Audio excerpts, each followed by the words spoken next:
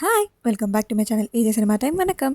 இன்றைக்கி ஆர்யன் மூவியோட ஸ்டோரியில் தான் நம்ம சேனலில் பார்க்க போகிறோம். இந்த படத்தில் ஸ்ரத்தா ஸ்ரீநாத் நடிச்சிருப்பாங்க. இதில் அவங்களோட பேர் நயானா.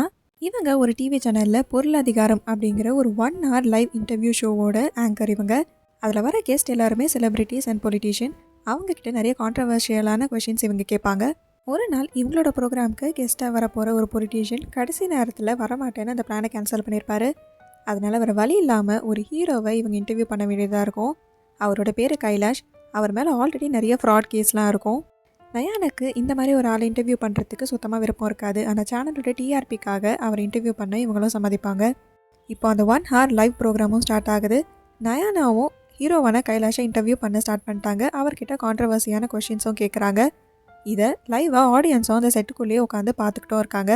இன்டர்வியூ நடந்துகிட்டே இருக்கப்போ ஆடியன்ஸில் இருந்து அழகர்னு ஒருத்தர் ஸ்டேஜுக்கு மேலே வராரு. கைலாஷ் ஒரு ஹீரோவே கிடையாது, நல்ல திறமையுள்ள நிறைய ஹீரோக்கள் இருக்காங்கன்னு பேசிகிட்டே இவர் ஸ்டேஜ் மேலே வராரு. இதை கேட்ட கைலாஷ் கோவமாகி அங்கேருந்து வெளியே போக ட்ரை பண்ணுறாரு. அப்போது அழகர் அவர் கையில் இந்த கண்ணை வச்சு கைலாஷோட காலில் ஷூட் பண்ணியிருப்பாரு. இந்த ஸ்டூடியோக்குள்ளேருந்து யாரும் வெளியவும் போக முடியாது, உள்ளேயும் வர முடியாது. நான் எல்லா டோஸையும் லாக் பண்ணிட்டேன்னு அழகர் சொல்கிறாரு. அப்புறம் இந்த கேமராவும் ஓடிட்டே தான் இருக்கணும். இந்த ப்ரோக்ராமை யாரும் பாதியில் கட் பண்ணக்கூடாது. அப்படி கட் பண்ணிங்கன்னா நயானாவை நான் ஷூட் பண்ணிவிடுவேன்னு சொல்கிறாரு. இப்போது இந்த 1 மணி நேரத்தில் இங்கே இருக்க ஒருத்தரை நான் ஷூட் பண்ண போகிறேன். ஒரே ஒருத்தரை மட்டும், அவரோட பேர் நாராயணன். நீங்கள் யார் நினச்சாலும் இதை தடுக்கவே முடியாது அப்படின்னு அழகர் சொல்கிறாரு. டோஸையும் அவர் லாக் பண்ணதுனால அந்த செட்குள்ளே இருக்க யாரும் வெளியவும் போக முடியாது. அதனால் எல்லாரும் இப்போது அழகரோட கண்ட்ரோலில் தான் இருக்காங்க. இப்போ நயானா இவரோட டிமாண்ட்ஸ் என்னென்னு கேட்குறாங்க. அப்போ நான் ஒரு 1 மணி நேரம் பேசணும் அப்படின்னு மட்டும் சொல்கிறாரு. இவர் 2-3 புக்கு எழுதுனதாகவும் அதோட பேரையும் சொல்வார். இவர் ஒரு ஃபெயில்டு ரைட்டர்னும் இவர் எழுதின புக்கில் க்ரியேட்டிவிட்டியே இல்லைன்னு பப்ளிஷர் சொல்லி அதை பப்ளிஷும் பண்ண முடியாதுன்னு சொன்னதாகவும் சொல்லியிருப்பார். அவருக்கு ஆசையே அவர் புக்கு எல்லாரும் படித்து அதை கொண்டாடணுங்கிறது தான். ஆனால் அது நடக்கலை.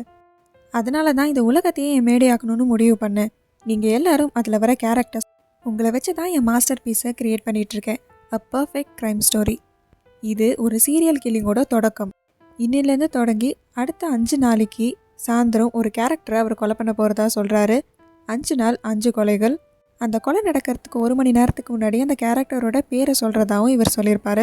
நீங்கள் வேணும்னா அவங்கள காப்பாற்ற எவ்வளோ வேணால் ட்ரை பண்ணிக்கோங்க, ஆனால் கண்டிப்பாக அவங்கள நான் கொண்டுடுவேன்னு சொல்வார்.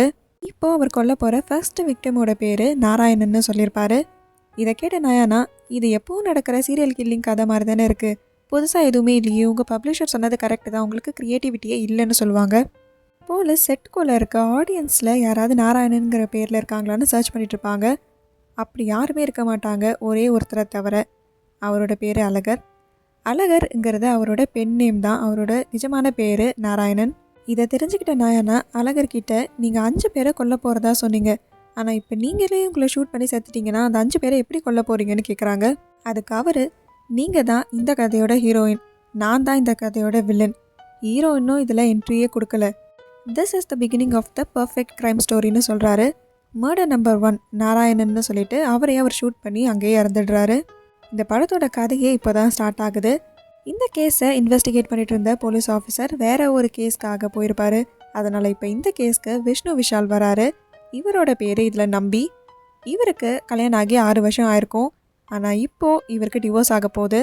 அது காரணம் அவங்களோட டைம் ஸ்பெண்ட் பண்ணாமல் இவர் ஒர்க்கஹாலிக்காக இருந்தது தான். இவர் அந்த கேஸ்க்கு சூஸ் பண்ணதுக்கு முக்கியமான காரணமே 6 வருஷத்துக்கு முன்னாடி கொடைக்கானலில் இவர் ஒரு சீரியல் கில்லிங் கேஸை சால்வ் பண்ணியிருப்பார்.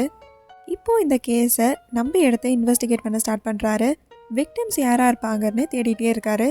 அழகர் விக்டிமை கொல்றதுக்கு 1 மணி நேரத்துக்கு முன்னாடி தான் பேர் சொல்வார். அப்படி அவர் சொன்ன பேரை வச்சு 1 hourக்குள்ளே ஹீரோ அவங்க யாருன்னு தேடி கண்டுபிடிச்சா அவங்கள காப்பாற்ற முடியுமா? அழகரோட மோட்டிவ் தான் என்னது? இந்த விக்டிம்ஸ்லாம் யார்? இவங்களை ஏன் அவர் சூஸ் பண்ணார்? இவங்களுக்கும் அழகருக்கும் என்ன சம்மந்தம்? அது மட்டும் இல்லாமல் முக்கியமான விஷயம், அவர் ஆல்ரெடி இறந்து போயிட்டாரு. அவர் எப்படி இந்த கொலைகளெல்லாம் பண்ண போகிறாரு அப்படிங்கிறது தான். நம்பி இந்த விக்டிம்ஸை காப்பாற்றி இந்த கேஸை சால்வ் பண்ணி அழகரோட மோட்டிவ் என்னன்னு கண்டுபிடிச்சாரா இல்லையா அப்படிங்கிறது தான் இந்த படத்தோட கதை. இந்த மாதிரி மூவிஸோட ஸ்டோரிலைன் பற்றி தெரிஞ்சுக்க நம்ம சேனலை சப்ஸ்கிரைப் பண்ணிவிடுங்க. பக்கத்தில் இருக்க பெல் ஐக்கானை கிளிக் பண்ணிவிடுங்க. இந்த வீடியோ உங்களுக்கு பிடிச்சிருந்ததுன்னா இதுக்கு ஒரு லைக் பண்ணிவிடுங்க. Tata bye from AJ cinema time. வணக்கம்.